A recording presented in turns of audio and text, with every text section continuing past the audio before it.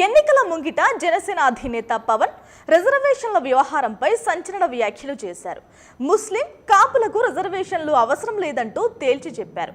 కాపు ఓట్ల కోసం అర్రులు చాచే పవన్ వారికి అవసరమైన రిజర్వేషన్లపై ఎందుకు గట్టిగా మాట్లాడలేకపోతున్నారంటూ ఆ వర్గ ప్రజలే మండిపడుతున్నారు. మరికొన్ని గంటల్లో పోలింగ్ పెట్టుకుని కీలకమైన రిజర్వేషన్ల తేనె తుట్టను జనసేన అధినేత పవన్ కదిపారు.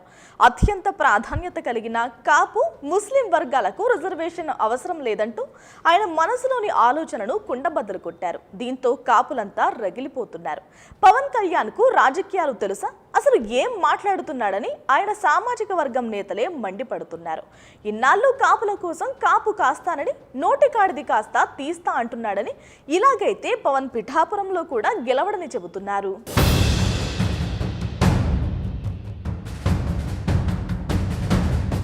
ఇక మరోవైపు ముస్లింలకు కూడా రిజర్వేషన్లు ఎందుకంటూ సంచలన వ్యాఖ్యలు చేయడంతో స్టేట్ వైడ్ జనసేనకు బీభత్సంగా బ్యాడ్ టాక్ వస్తోంది.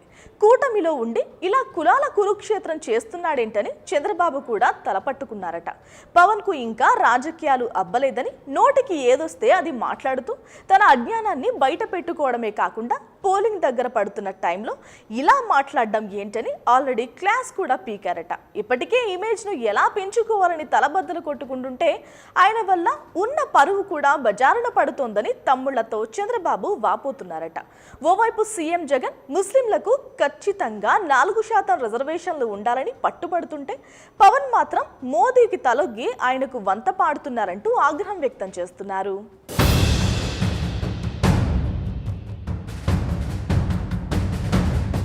గత ఎన్నికల్లో భీమవరం గాజువాక నుంచి బరిలో నిలిచి బొక్కబోర్లా పడ్డ పవన్ ఈసారి పొత్తులలో భాగంగా పిఠాపురంలో ఓ మహిళతో ఫైట్ చేయబోతున్నారు. పిఠాపురంలో దాదాపు 90,000కు పైగా కాపు ఓటర్లు ఉంటారు. అందుకే ఇక్కడ నుంచి ఆయన బరిలో నిలిచారు. అయితే కాపులు ఎప్పటి నుంచో తమకు రిజర్వేషన్లు కావాలంటూ బలంగా పట్టుబడుతున్నారు. ఇదే అంశంపై తాజాగా ఓ జాతీయ మీడియా సంస్థకు ఇచ్చిన ఇంటర్వ్యూలో పవన్ మాట్లాడుతూ ముస్లిం కాపులకు రిజర్వేషన్లు అవసరం లేదంటూ తేల్చి పడేశారు. వారికి నైపుణ్యాలు అందించి ఉద్యోగ అవకాశాలు కల్పించాలంటూ ఉచిత సలహాలు ఇచ్చారు. దీంతో ఎన్నికల్లో తమ తడాఖా ఏంటో చూపిస్తామంటున్నారు ఆ వర్గ ప్రజలు.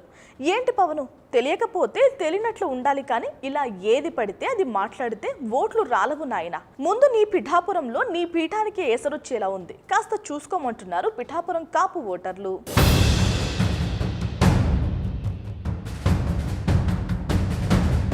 Please subscribe Dot News.